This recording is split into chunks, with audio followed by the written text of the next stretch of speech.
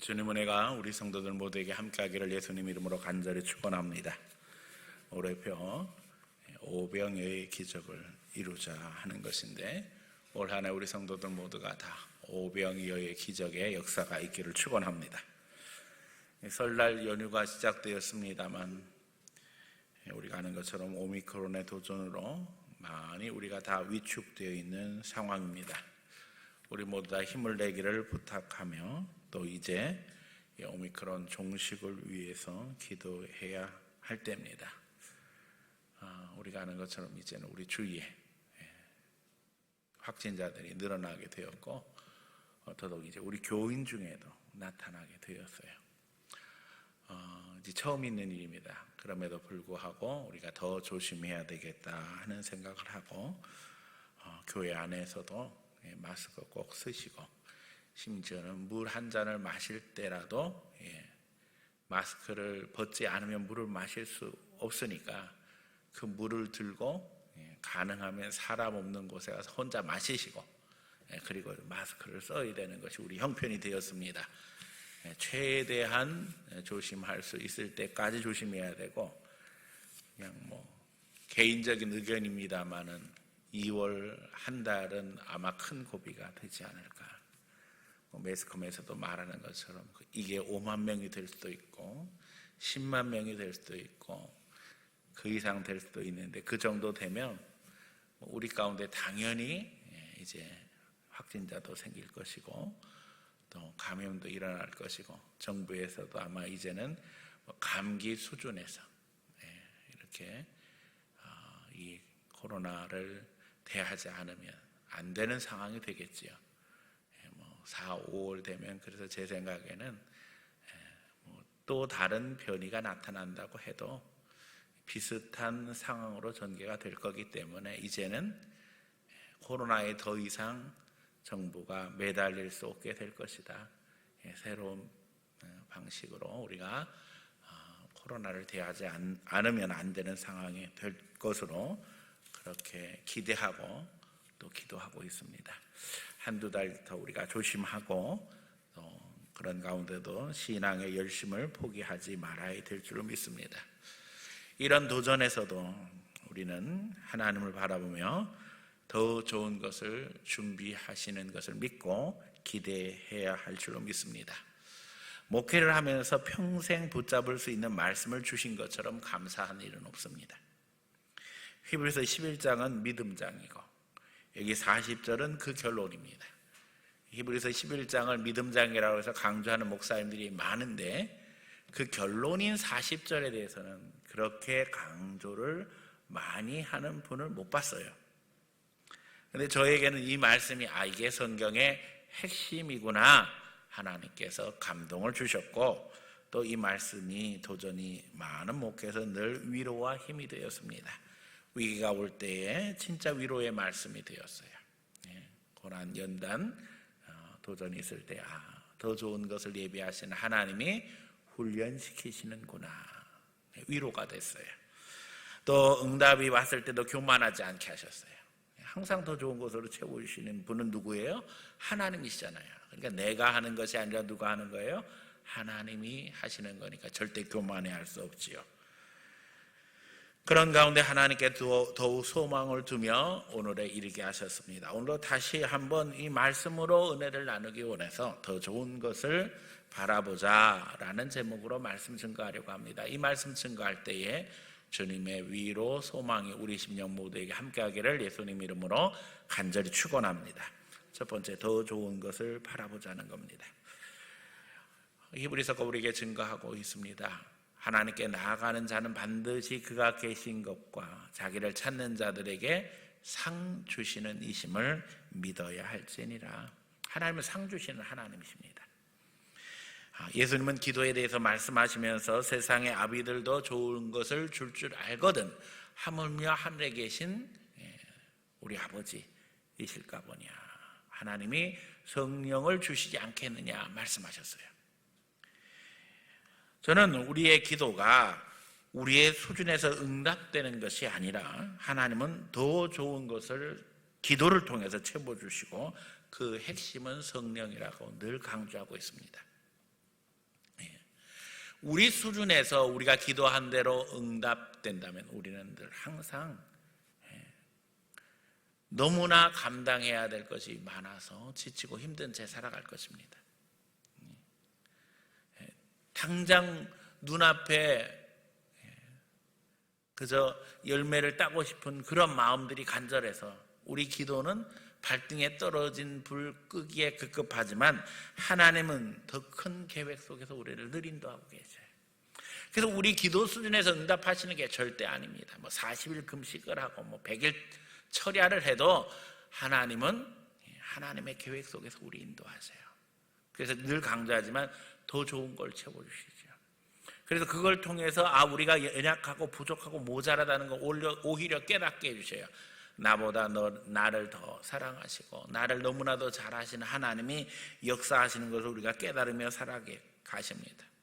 특별히 그 더 좋은 것의 핵심은 성령님이라는 거예요.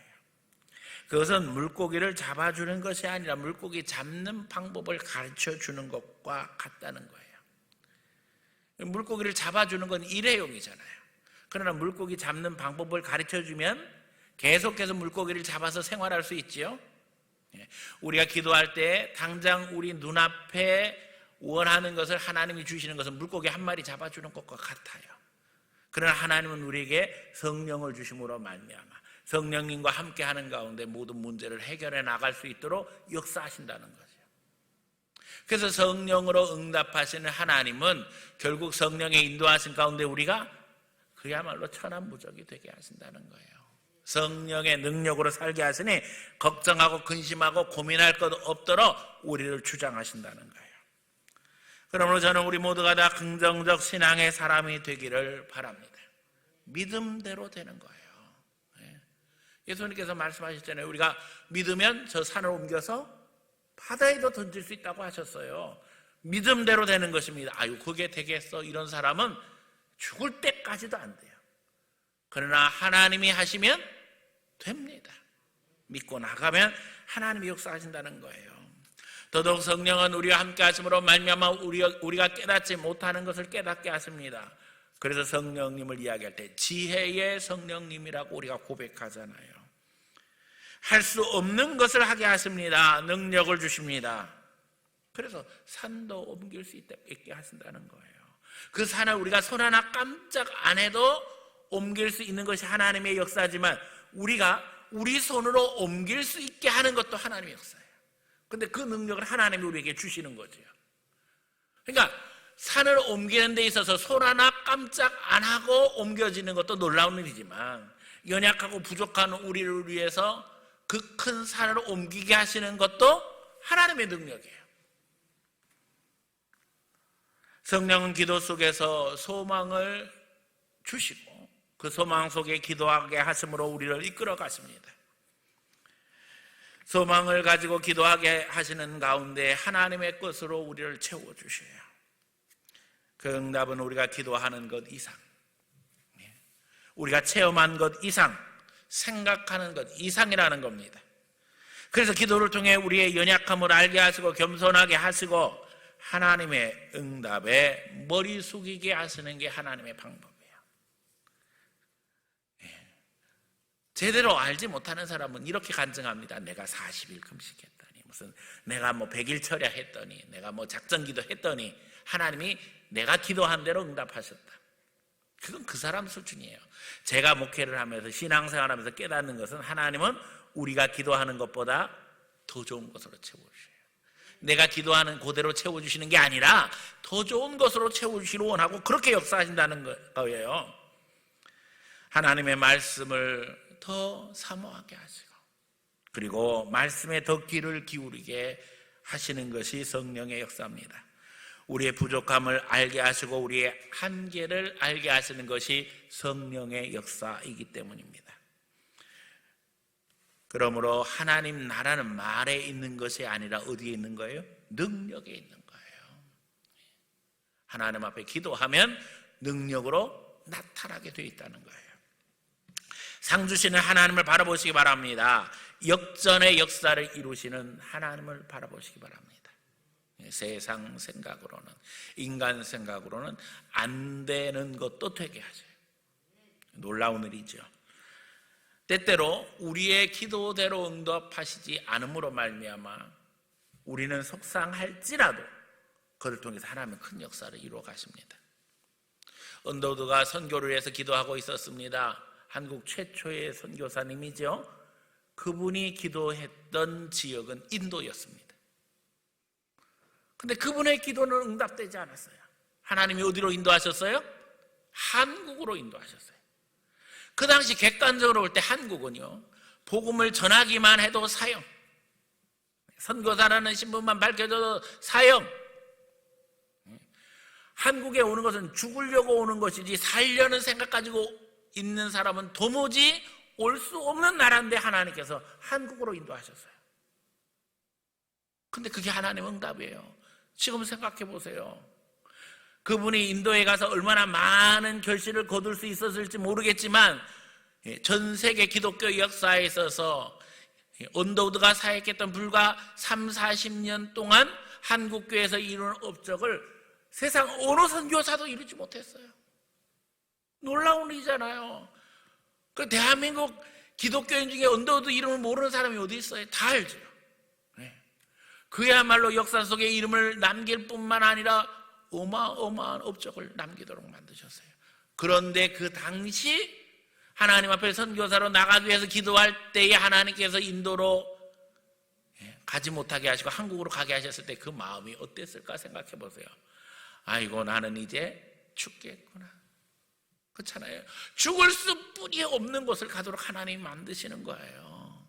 나는 가서 열심히 일하고 싶은데. 이게 하나님의 역사예요. 제가 언젠가 저희 스승 정성구 목사님 이야기를 했잖아요. 그림을 잘 그려서 늘 거기에 자신이 있었는데 사생대에 가서 2등을 한 거예요. 1등한 그림을 아무리 들여다봐도 내 그림보다 잘 그렸다는 생각이 안 들어가지고 화가 난 거예요. 어린 마음에. 이제 나는 그림 안 그리리라. 아마 그렇게 1등하고 그래서 그림 더 열심히 그렸으면 화가가 됐든지 선생님이 됐든지. 그런데 이제 하나님이 목사의 길로 인도를 하신 거지요. 어느 날 전국 기독인 교사 집회가 있어서 초청받아가서 설교를 하고 내려오는데 어떤 분이 와서 인사를 하더라는 거예요. 목사님, 절 모르시겠어요? 근데 목사에게 와서 누군가 인사를 하면서 저를 기억하십니까? 이렇게 물어보면 상당히 목사는 다 두려워요. 그 수많은 사람을 어떻게 다 기억할 수 있겠어요? 그래서 죄송합니다. 제가 잘 기억 못합니다. 그랬더니 목사님이 예전에 어려서 사생대에 나가서 2등 하신 적이 있죠? 그걸 어떻게 하냐고. 제가 그때 1등 했던 사람입니다. 그러면 제가 지금 미술 선생님이 되어 있다고 그 얘기를 하시더라는 거예요. 미술 선생님이 나쁘다는 이야기가 아닙니다. 하나님이 더 좋은 것으로 주의를 할 수 있도록 목사가 될 수 있도록 인도하신 것을 그제야 깨달았다는 거예요. 그러니까 우리는 당장 안 된다고 해서 속상해할 때가 너무 많지만 하나님은 더 좋은 것으로 인도하시는 거예요. 이거는 사업도 마찬가지고 직장도 마찬가지고 모든 계획 속에 이와 같은 은혜로 인도하신다는 거예요. 언제요? 우리가 하나님 바라보고 기도할 때. 사랑하는 성도 여러분, 그러므로 더 좋은 것을 더 좋은 것으로 채우시는 하나님을 바라보며 영광 돌리기 원합니다. 우리가 인생을 살아가면 내 마음대로 안 돼서 속상할 때가 많이 있습니다. 그러나 시간 지나고 난 후에 우리는 알게 됩니다. 하나님은 더 좋은 계획을 가지고 우리를 인도하시는 하나님이시라는 겁니다. 우리의 신앙을 내 수준으로 평가절하해서는 안 됩니다. 내 신앙을 자꾸 끌어내려서는 안 됩니다. 놀라운 계획과 축복으로 우리를 인도하시는 하나님 앞에 우리를 내어 맡기며 이제는 믿음으로 전진하는 성도들 다 되어지기를 예수님 이름으로 간절히 축원합니다. 두 번째는 하나님 중심의 신앙인이 되자는 겁니다. 그 더 좋은 것을 채워주시는 분은 누구예요? 하나님이십니다. 근데 기독교 신앙을 강조하면서 설교를 하시는 많은 목사님들, 대다수의 긍정적 신앙을 강조하는 이들이 인본주의적이에요. 자기중심적이라는 거예요. 내가 뭘 열심히 하면 된다는 거예요. 신앙생활하면서 내가 기도를 열심히 하니까 되더라, 봉사를 열심히 하니까 되더라, 무슨 헌신을 열심히 하니까 되더라. 하지만 긍정적 신앙의 주인은 하나님이십니다. 우리가 하나님께 아멘하는 것이고, 그렇게 함으로 하나님과의 관계 속에서 인도하심 받는 것입니다.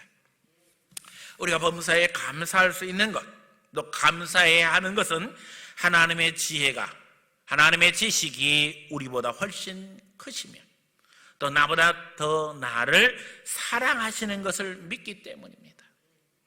하나님 모든 걸 다 알고 계셔요. 우리가 원하는 것만 알고 있는 것이 아니라 우리의 미래도 다 알고 계시고, 그러기에 하나님의 계획 속에서 우리를 인도하신다는 거예요. 우리의 수준도 너무나 잘 아시기 때문에.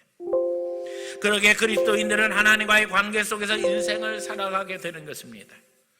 부정적인 생각을 버리고 부정적인 언어를 버려야 합니다. 이런 것들이 신앙의 방해 요소가 됩니다. 오늘 버리기 바랍니다. 안 된다는 생각, 나쁜 생각, 나쁜 말, 부정적인 말 버려야 합니다. 우리 엘리베이터 앞에 써 있는 거 보시잖아요. 우리가 예배 시간에 은혜 받으면 어떻게 하자고요? 아멘 하자는 거예요. 내 마음에 감동이 있으면 아멘으로 고백할 때 마음으로 믿고 입으로 시인하여 구원에 이른다고 하시잖아요. 입으로 시인해야 됩니다. 시인할 때에 하나님이 응답하시는 역사, 구원의 역사가 우리에게 있게 되어져요. 믿음대로 됩니다. 긍정적인 믿음에 하나님이 반응하셔요. 부정적인 생각과 신앙에는 마귀가 반응해요. 부정적인 말, 부정적인 생각, 부정적인 행동하고 있다면 마귀를 불러들이는 것이라는 사실, 마귀와 동역하고 있다는 것을 우리가 깨달아 알아야만 합니다. 하나님의 은혜를 누리는 성도로 하나님 중심으로 서되 긍정적 신앙을 실천하는 사람이 되어야만 합니다. 하나님과 동행함으로 하나님이 기뻐하시는 일을 하며 하나님이 주목하시는 곳에 주목할 수 있는 성도들이 되시기를 바랍니다. 주님과 함께함으로 어떤 것이 주님이 기뻐하시는 일인가 늘 묵상하는 가운데 주님을 사랑하는 그 사랑을 실천하는 성도가 되어야 될 줄로 믿습니다. 성령님과 함께할 때 성령은 예수님을 드러내셔요. 성령님과 함께할 때 우리 마음에 예수님을 채워주셔요.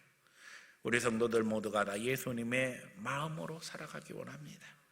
예수님께서 그렇게 하신 것처럼 용서하며 십자가의 삶을 살 때 거기 성령이 역사하시며 하나님의 은혜가 부어지는 것입니다. 원수가 어디 먼 데 있는 것이 아니라고 하셨어요. 너희 가족이 원수라고 예수님께서 말씀하셨잖아요. 이게 말세의 현상입니다. 명절 되어지면 가까운 가족 만나지만 용서할 수 없는 사람이 거기 있어요. 우리 예수 믿는 사람 어떻게 해야 돼요?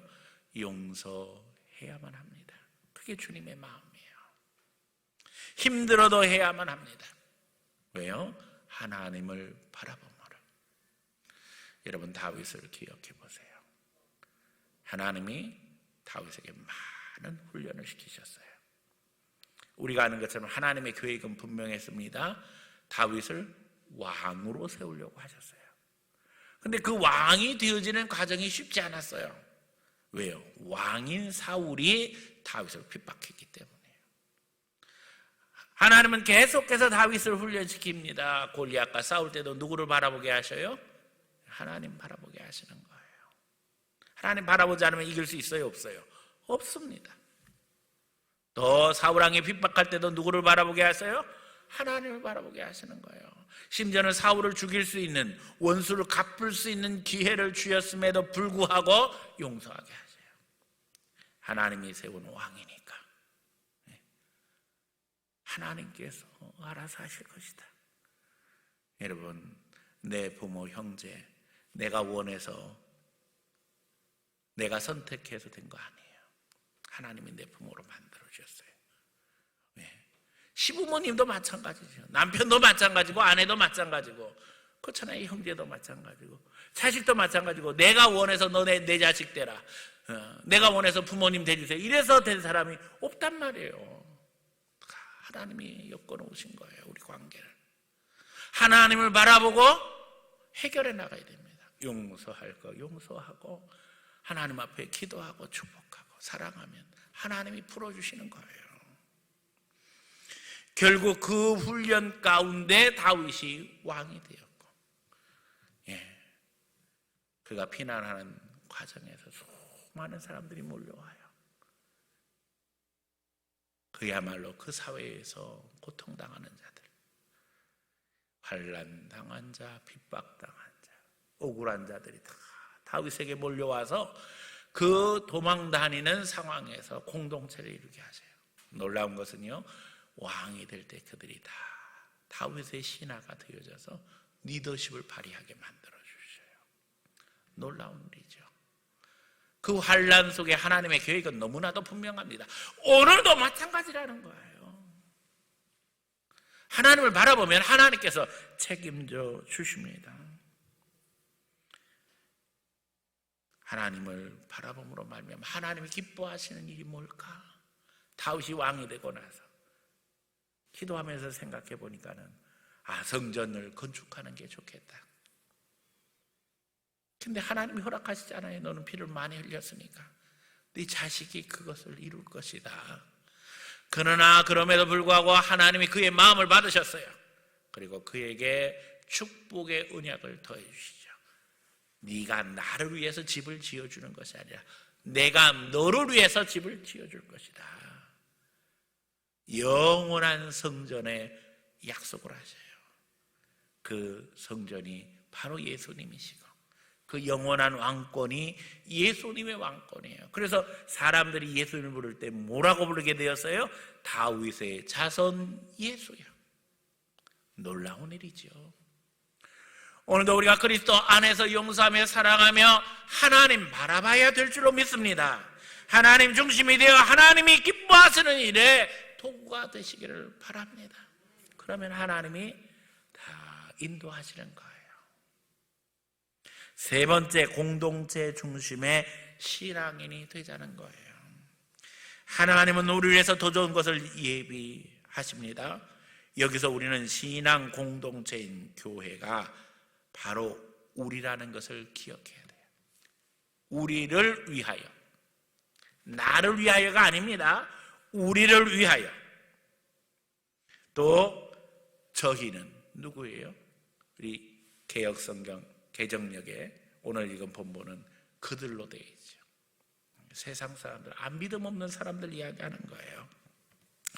하나님은 교회를 통해서 세상에 죽어가는 영혼들을 구원하시기 위해서 구원 계획을 세우시고 우리를 하나님의 자녀로 교회에 불러 모아주심으로 말미암아 하나님의 이 놀라운 은혜를 체험하며 살아가도록 인도하신다는 것입니다. 교회의 사명은 너무나도 분명합니다.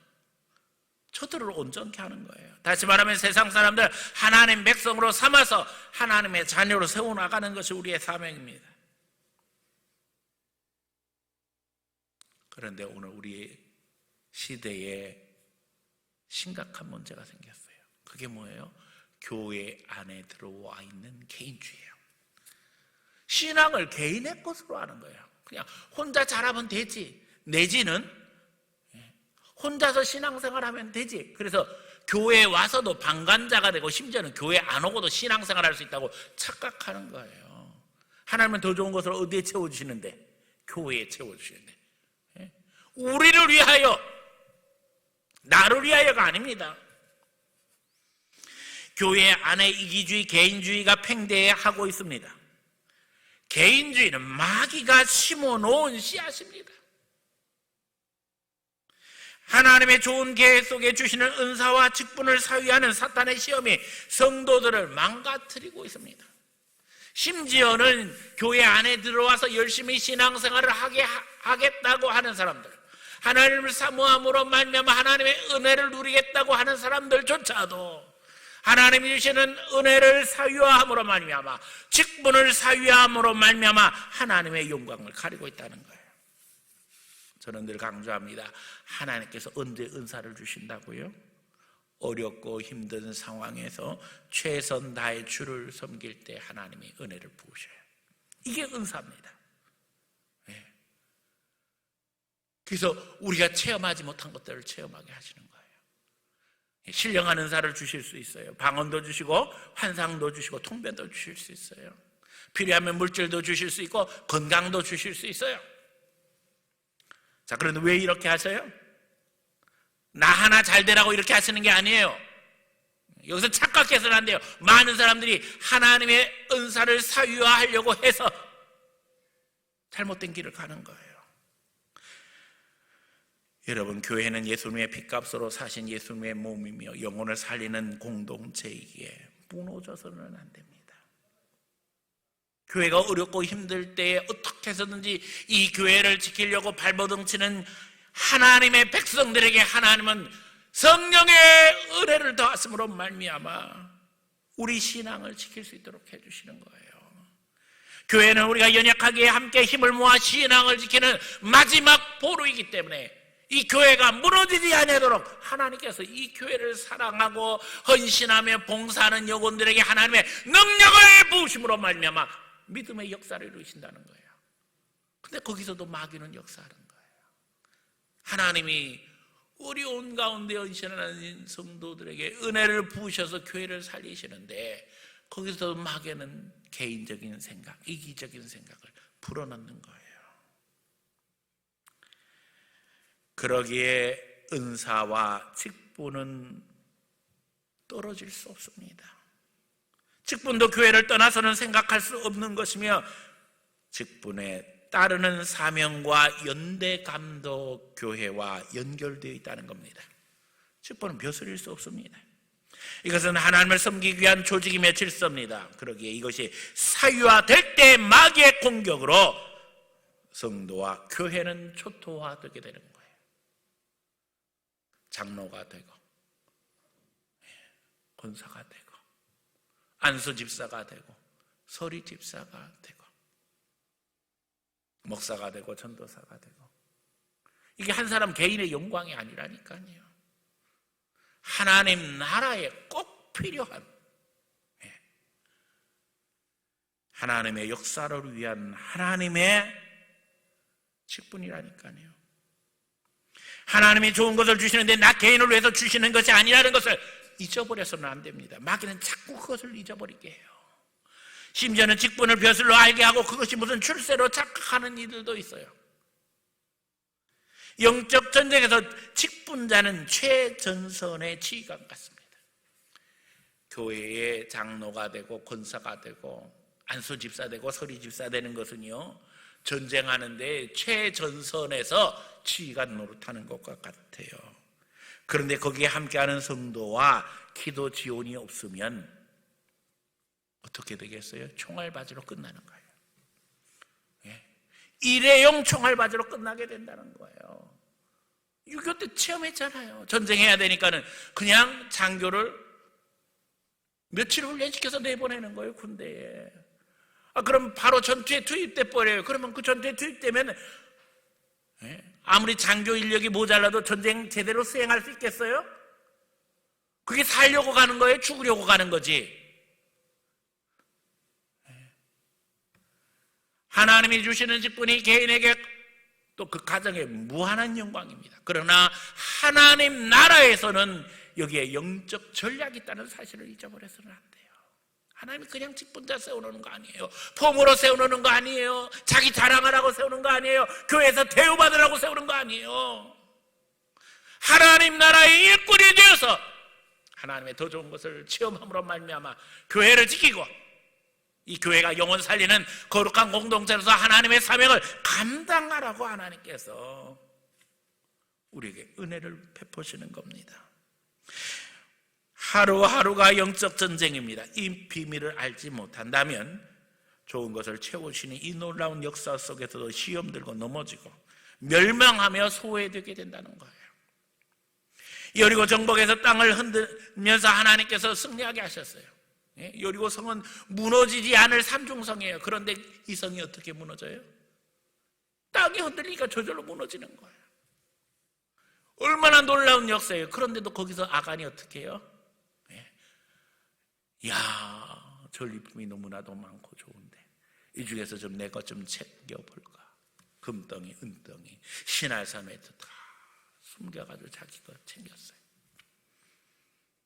하나님은 다 알고 계셨다는 거예요. 온 교인들이 재산을 팔아 하나님 앞에 드리며 교회가 구제를 했던 예루살렘에서 자기 재산을 팔아 얼마를 감춘 아나니아와 삽비라가 어떻게 되었습니까? 성령이 강력히 역사하시니까는 사람들이 재산을 팔아서 하나님 앞에 드리는 거예요. 그러니까 아나니아와 삽비라가 그걸 보고 자기들도 흉내를 내고 싶을 거예요. 사람들이 그렇게 하는 사람들 칭찬하고 또 존경하고 자기도 존경받고 싶고 사랑받고 싶고, 그래서 하겠다고는 해놓고는 그걸 팔고 나니까 마음이 달라져요. 그래서 속이죠. 그래서 어떻게 돼요? 죽어버리잖아요. 은혜가 쏟아질 때에 정신 차리지 않으면 아간처럼, 아나니아처럼, 삽비라처럼 될 수뿐이 없는 게 인생의 연약함이에요. 하나님이 교회를 통해서 은혜를 부으시는데, 하나님이 기도하는데 더 좋은 것으로 채워주시는데, 그게 내가 누리는, 나만 누리는 내 것이라고 착각해서는 안 된다는 거예요. 그게 바로 성령을 회방하는 거예요. 하나님의 구원 계획이 이건데, 내게 더 좋은 것을 채워주심으로 말미암아 우리가 다 감격해서 하나님의 일을 하며 하나님의 영광을 드러내는 구원 역사를 이루어 한 영혼 한 영혼 살리는 게 하나님의 역사입니다. 성령의 역사입니다. 이걸 주도하는 게 성령님이에요. 성령을 회방하는 게 뭐예요? 구원 역사를 방해하는 거예요. 그러니까 직분 받고 은사 받고 응답 받고 그것이 내 것인 줄로 착각하는 그 순간 우리는 다 마귀가 되어져, 마귀 도구가 되어져서 하나님의 방해꾼이 되는 거예요. 두렵습니다. 성령은 우리에게 좋은 것을 주셔서 영적 전쟁에서 승리하게 하시고 영혼을 살리며 하나님의 영광 드러내게 하시는데, 거기서 내 것이나 생각 챙기려고 한다면 결과는 비참할 수뿐이 없다는 거예요. 그런데 이런 위기와 도전은 유혹은 누구에게나 옵니다. 우리 한 사람 한 사람 예외가 되는 사람이 하나도 없어요. 하나님의 이 거룩한 구원 계획에 우리가 방해가 되지 않고 또 문제를 만드는 원인이 되지 않아야 합니다. 그렇게 된다면 주님 앞에 섰을 때 마귀의 참소를 피할 수 없다는 거죠. 마귀가 다 예수님께 이야기하겠죠. 이 사람이 하나님 주시는 애 가지고요, 지 맘대로 하고요, 다 지 것만 들어가지고 하나님 영광 가리고 교회에서 문제 일으키고 자기 자랑하다가 결국 하나님 나라의 방해꾼만 됐어요. 마귀가 그렇게 이야기할 거라는 거예요. 교회를 향한 하나님의 계획 속에 우리가 있음을 깨달아 알며 거기 인류 구원의 계획이 있음을 기억해야만 합니다. 하나님이 왜 이렇게 채워주시는가? 저는 목회를 하면서 하나님께서 진짜 더 좋은 것으로 채워주신 것을 체험하며 살았어요. 제가 그래서 오죽하면 그런 얘기 하잖아요. 그 이석 우화 속에 계란 하나 들고 가가지고 나중에 시장 가서 속 끌고 들어오는 얘기가 있어요. 계란 하나 가지고 나가서 계란 원하는 사람이 있는데 바꾸는 거예요. 또 바꾸고 또 바꾸고 또 바꾸고, 그래서 나중에는 소를 끌고 들어온다니까요. 제가 그런 마음에 목회하면서 하나님이 위기가 있을 때마다 더 좋은 것으로 채워주셨어요. 왜 우리 교회에 하나님께서 특별한 은혜를 부으시는가요? 또 교회가 어렵고 힘들 때에 우리 성도들을 채워주심으로 말미암아 그 위기를 넘어갈 수 있도록 하나님이 도와주셨어요.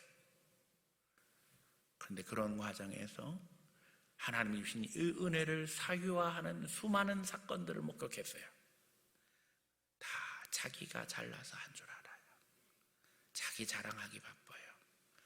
그러면 곤란합니다. 그러면 하나님이 그 다음에는 안 쓰시는 거예요. 일회용으로 끝나서는 안 된다니까요. 교회를 향한 하나님의 계획 속에 내가 있음을 깨달아 알으며 인류 구원의 계획이 여기에 있음을 기억해야만 합니다. 우리 잘 먹고 잘 살라고 하나님께서 우리에게 축복하시는 거 아니에요. 우리는 하나님의 구원 계획 속에 있습니다. 그러기에 성령의 은혜로 채우시며 믿음의 역사를 이루어가게 하시는 겁니다. 하나님이 우리에게 더 좋은 것으로 채우시는 이유는 너무나도 분명합니다. 더 좋은 것으로 채우시는 하나님을 바라보며 그 가운데 하나님의 사명에 순종함으로 말미암아 감격하며 기뻐하며 성령님과 동행하는 우리 사랑하는 성도들 다 되시기를 예수님 이름으로 간절히 축원합니다.